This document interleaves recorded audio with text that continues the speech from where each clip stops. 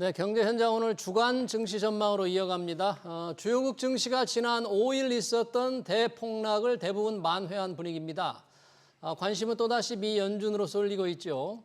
현지 시간 22일부터 열리는 주요국 중앙은행 총재들의 모임 잭슨홀 미팅에서 파월 연준 의장이 9월 금리나 관련 어떤 신호를 보낼지 주목됩니다. 28일 발표될 엔비디아 2분기 실적도 관심이죠.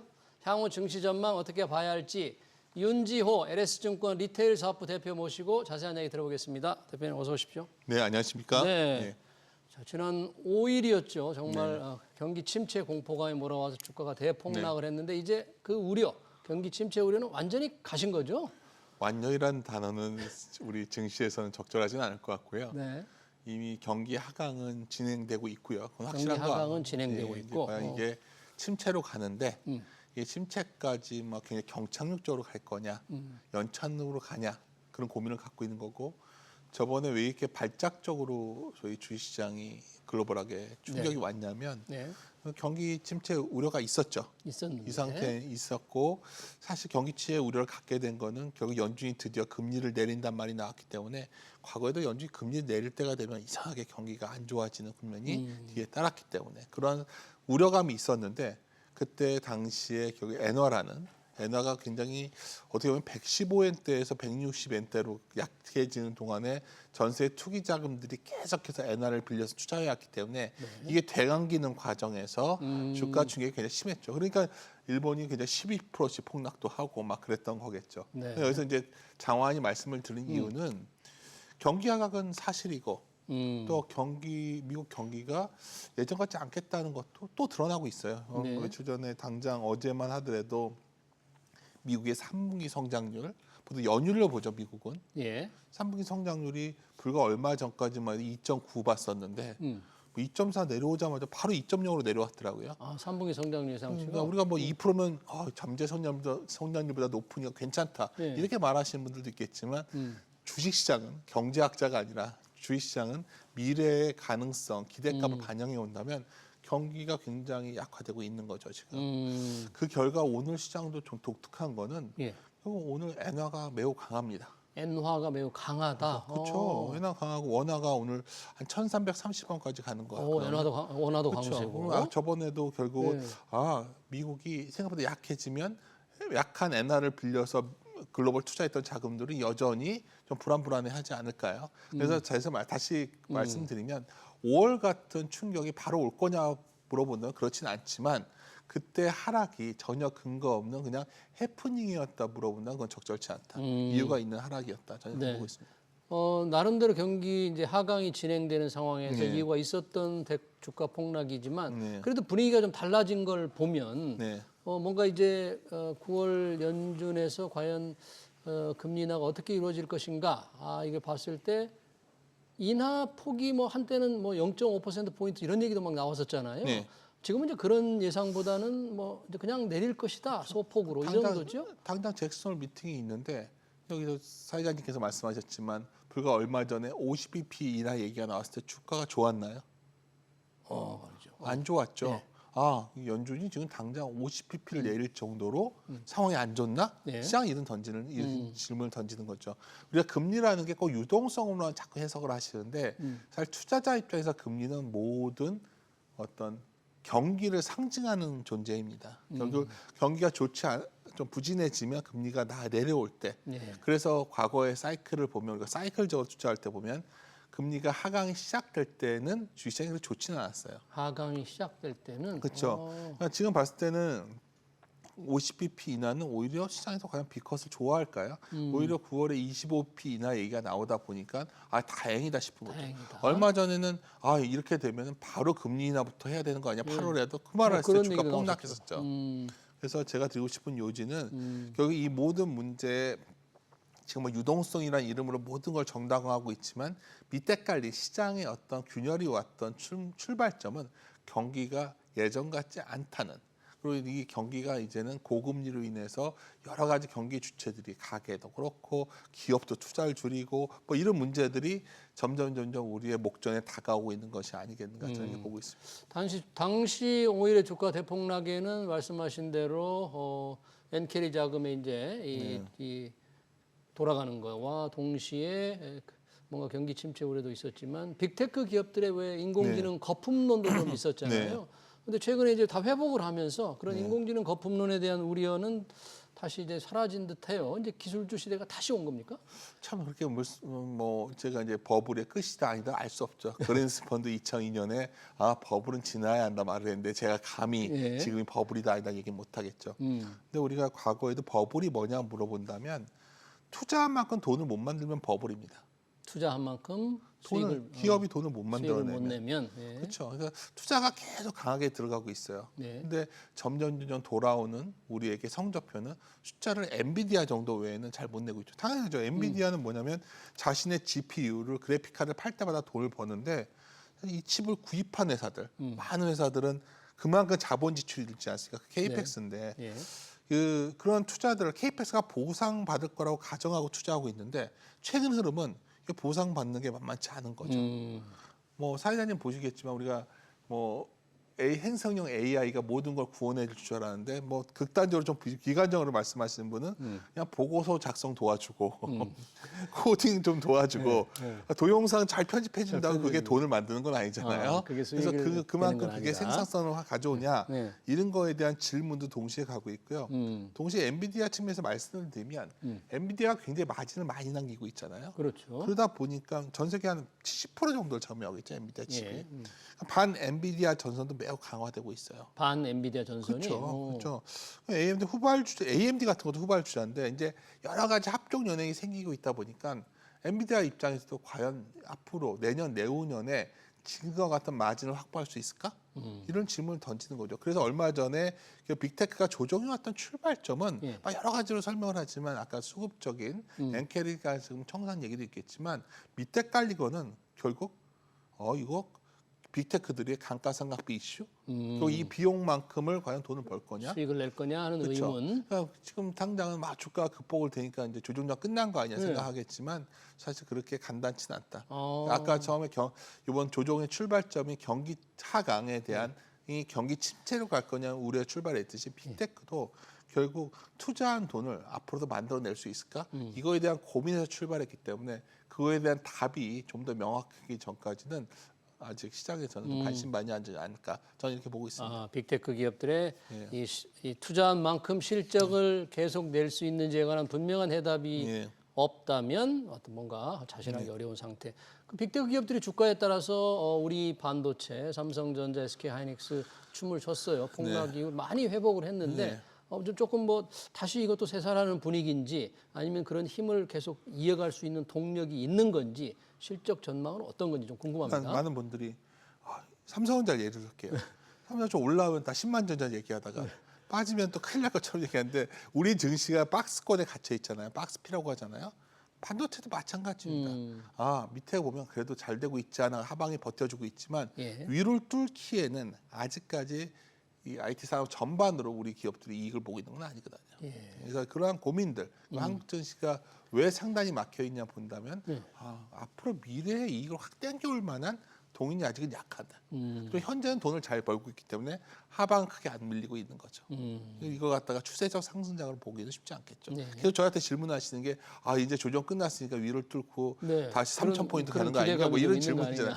그거는 저는 같은 경우 제가 뭐 미래를 알 수는 없지만 저는 그렇게 간단한 상황은 아니다 이렇게 판단하고 있습니다. 네, 지금 우리 박스피라고 하는 일정 구간에 막혀 있는 게 뭐 그나마 삼성전자, SK하이닉스는 많은 이익을 내는데 다른 기업들에서 그렇게 좀 그런 대폭의 이익을 낼 수 있는 어떤 기업의 동력이 지금 없는 거죠. 그러니까 이렇게 막혀 있는 거죠. 그렇죠. 한국 증시가 왜 이렇게 막혀 있냐 보면 결국은 과거와 다르게 미국과 중국의 갈등이 해소 안 되다 보니 우리는 결국 이 두 나라가 사이가 좋을 때 중간 이제 수출해서 잘 먹고 살았는데 뭐 그러한 문제가 해결될 조짐을 보이지 않고 있다 보니 우리 이익의 지속 가능성에 대해서도 질문이 있는 거고요.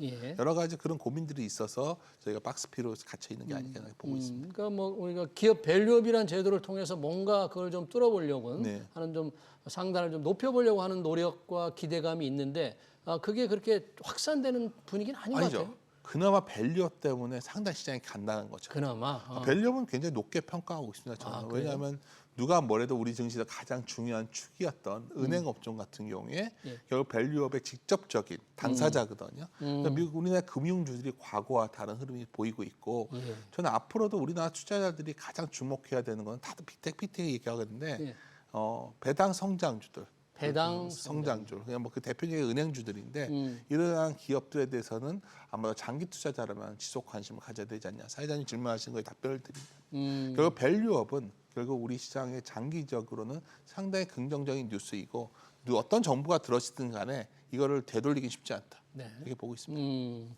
초반에 이제 발표될 때는 너무나 이제 기대감이 컸던지 상당히 네. 그런 제도에 대해서 조금 실망스럽다 이런 이제 평가들이 많았는데 우리 대표님께서는 좀 장기적으로 본다면 이미 그 이후에 상당히 그런 은행주도 그렇고 소위 배당 관련된 종목들은 굉장히 강합니다. 네.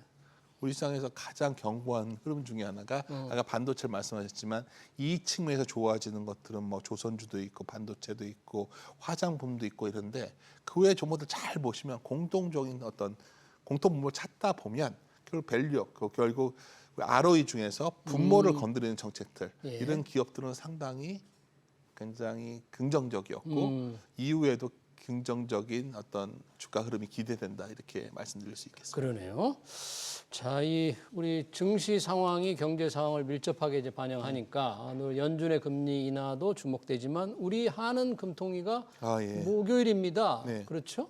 8월 금통위 뭐 대부분 이제 뭐 금리가 동결될 거다 뭐 네. 이렇게들 예상을 하는데 일각에서 혹시 뭐 낮출 수도 있다 이런 전망도 있던데 혹시 대표님은 어떻게 보세요? 뭐 낮춰야 되죠 사실은. 왜냐하면 낮춰야. 내수가 거의 붕괴되고 있기 때문에 사실 낮춰야 되는데 여러 가지 뭐 성장률 전망도 우리나라 뭐 KDR도 더 내려온 걸로 알고 있는데 계속 그렇죠. 내려오고 있죠. 하향 그렇죠. 조정했죠. 이번에 포워드 가이던스가 나올 텐데 하느니 예. 이제 소통을 하기 위해서 포워드 가이던스 그런 내용이 되지 않을까 싶습니다. 근데 금리를 내리기가 쉽지 않은 거예요. 왜 그러냐면 부동산이 다시 또 집값이 움직이면 예. 이게 통제가 안 되니까 딜레마에 빠져 있다. 연준이 제가 보기에는 빨리 어떤 현재 내수 붕괴를 막기 위해서는 한국은행이 예, 그렇죠. 뭐 내수는 거의 제가 봤을 때 GDP 보셨잖아요. 예. 지금 보면 뭐 답이 안 보이는 사이에 액션을 취해야 되는데 하는 여러 가지 금통위원들께서는 아마도 부동산을 이유로 아마 금리를 내리지 않지 않을까. 그렇지 이번에, 않을까 저는 예. 보고 있습니다. 부동산이 금리 인하의 발목을 잡고 있다. 그렇죠. 지금 경제적으로는 빨리 낮춰야 되는데. 시급하죠. 지금 뭐 상황 보면 제가 가끔 내수 데이터 이제 기업 측면에서도 여의도에 있는 사람들도 저 애널리스트를 계속 했었기 때문에 보다 저는 이렇게 내수 데이터 깨지는 건 참 이렇게 내수가 안 좋은 건 기업들도 보기 내수 드물다. 거의 내수 기업들은 거의 뭐 답이 없는 상황 아닙니까? 그러네요. 한국은행 이번에 이제 금통위를 마치면서 경제 전망 수정치를 이렇게 내놓을 텐데 보통 상반기 하반기 6개월에 한 번씩 했잖아요. 이게 뭐 이렇게 분기별로 좀 나눈다는데 나눠서 발표한다는데 왜 그럴까요? 한국은행 그러려고 처음으로 이런 걸 시도한다네요. 뭐 그러려고 글로벌 어떤 스탠다드죠. 글로벌 기준. 연준이 과거에는 그 사회자님 연준에서도 잘 얘기를 안 해줬었어요. 연준도? 연준도 그렇죠. 과거에는 패드 와처라고 그래가지고 연준의 액션이 뭘까 추정하는 직업이 있을 정도로 네. 하지만 계속해서 지속해서 연준 의장들이 시장과의 소통을 강화해 왔거든요. 그래서 연준은 점도표도 있잖아요. 그렇죠. 서로 찍잖아요. 근데 우리는 그 정도는 아닌데 제가 봤을 때는 뭐 분기별로 한다는 건 그만큼 틀릴 수도 있겠지만 시장을 소통하겠다는 그런 사는 총재의 의지가 담겨 있고요. 사실 뭐 전망보다 더 중요한 게 포워드 가이던스라 봐요. 그러니까 3개월 정도의 어떤 포워드 전망을 내놓을 건데 그거는 시장을 하느니 어떻게 바라보고 있는가. 그러니까 금리를 이번에 내리냐 안 내리냐보다 아마 우리나라 경제에 대한 상황 인식이 나올 그렇죠. 듯한데 뭐 대략 예상한 대로가 나오겠죠. 근데 이제 그럼에도 불구하고 연준이 굉장히 정보를 자신들이 갖고 있는 정보를 한국은행도 많이 공개한다는 측면에서는 이 역시 밸류업과 마찬가지로 한국 금융시장이 그래도 느리지만 반복시 전진을 하고 있다. 저는 이렇게 판단하고 있습니다. 네, 뭔가 시장과 소통을 좀 넓히고 좀 투명하게 정책을 운영한다는 그런 취지로 이제 해석을 된다 그런 얘기네요. 미 연준이 이번 9월에 금리를 내릴 거라는 전망이 우수한데, 내리겠죠. 네, 확실히 내겠죠. 그런 분석을 한 게 있네요. 이번 금리 인하 후에 뭐 30년간 볼 수 없었던 상승세를 나타낼 거다 이런 전망이 있다고 그래요. 미국 웰스파고의 무슨 투자 전략가가 했다는데 혹시 유명한 분이에요? 저 자세히 못 봤는데 그럴 수도 있죠. 누가 알겠습니까? 근데 또 뭐 이런 반론도 가능하죠. 과거에 연준이 그러니까 95년에는 저게 굉장히 중요한 얘기를 했네요. 예. 95년에는 금리를 내렸을 때 그 뒤에 IT 버블까지 연결됐었어요. 아, 95년 IT 버블까지. 소위 과거에는 연준이 그들을 보험성 금리 인하라고 하는데 네. 그 예만 딱 드셨네요. 근데 그 2000년대 이후에는 연준이 금리를 내리면 예외 없이 주가는 하락했어요. 하락했습니다. 95년은 왜냐하면 네. 결국 당시에는 결국 경기가 좋았죠. 네. 경기의 흐름이 좋았고 알다시피 우리는 슬픈 일이지만 97년에 우리가 외환위기 왔을 때 그렇죠. 연준은 그때 미국 경기 그 정도 나쁘지 않았거든요. 그래서 2002년 IT 버블까지 네. 큰 어떤 상승의 출발점이 금리 인하였어요. 95년에. 근데 95년 같은 사례도 나올 수 있지만 네. 뭐 연준이 2000년 이후에 생각해 보시면 금리 내릴 때마다 주가 조정이 왔었습니다. 네. 예. 그러니까 30년 전 95년 같은 상황보다는 보통의 경우에는 금리를 내릴 때마다 이제 그만큼 경기가 안 그럼요. 좋아진다는 얘기니까요. 왜 그죠? 금리를 내리겠어요? 이 네. 고금리를 견딜 수가 없는 없다는 거니까. 그렇죠. 경기. 그래서 그럴 때 내리는 거가 아닐까. 그러니까 뭔가 교과서에는 뭐 금리 내리면 주시장에 좋고 유동성 얘기하지만 금리는 유동성이보다 더 중요한 건 경기의 의미가 큽니다. 경기. 네. 이미 말씀을 좀 해주셨는데 결국은 연준이 9월 금리를 낮춘다고 가정을 하면 그 네. 이후에 뭔가 이 변수랄까 시장의 흐름이랄까 이런 걸 종합적으로 어떻게 보세요, 우리 증시도? 아마 바로 선거 얘기를 하겠죠 모두 다. 아, 미 대선 근데 11월. 저는 미 대선보다 누가 되든지 간에 이번에 뭐 해리스든 트럼프든 공통적인 특징이 있어요. 뭡니까? 유세 과정에서 재정 적자 얘기를 아무도 안 해요. 재정 적자 얘기를. 그렇죠. 전부 다 세금 깎아주는 세금도 깎아주고 다 돈도 준다고 지출 뭐 늘리고. 다 한단 말이에요. 그러면 알다시피 미국의 지금 11월 대선 끝나자마자 내년 1월에 미국의 부채 한도 유예 기간 협상 나오잖아요. 예. 그건 제 생각에는 미국이 알다시피 피치가 지난해 미국 신용도가 한 단계 낮췄잖아요. 예. 그래서 저는 달러가 혹시 좀 흔들릴까봐 걱정해요. 연말 연초에. 재정 적자 확대로. 예, 왜냐하면 이번 선거처럼 이렇게 둘이 똑같은 얘기하는 것도 드물죠. 뭐 해리스가 트럼프의 조각을 카피했단 말이 나올 정도예요. 트럼프 지금 정책을. 그렇죠. 그리고 알다시피 근데 지금 문제가 뭐냐면 지금까지 미국이 문제가 된 게 뭐 계속 돈을 풀었고 특히 IRA 우리는 뭐 네, 그 인플레이션 반기지만 감축법. 이게 어마어마하게 돌서서 사실 미국의 국가 부채가 감들이 안 오시는데 네. 지금 대략 적어도 35조 달러 넘었다고 하거든요. 35조 달러면 예. 우리나라 돈으로 4경 9천억이에요. 상상을 초월하네요. 좀 있으면 5경이 되게요 내년에. 어. 뭐 제가 재미로 말씀을 드리는데 아마 선거도 중요하지만 선거 이후에 저희 미국의 그 재정 얘기가 막대한 재정 예. 적자에 따른 경제 영향 미치는 파급 그게 효과를 조금 사실 최근에 달러의 흔들림의 어떤 배경이 아닐까 저는 보고 주목하라. 있습니다. 잘 알겠습니다. 주간 증시 전망 여기서 마쳐야 될 것 같네요. 지금까지 윤지호 LS증권 리테일 사업부 대표였습니다. 대표님 고맙습니다. 네, 감사합니다.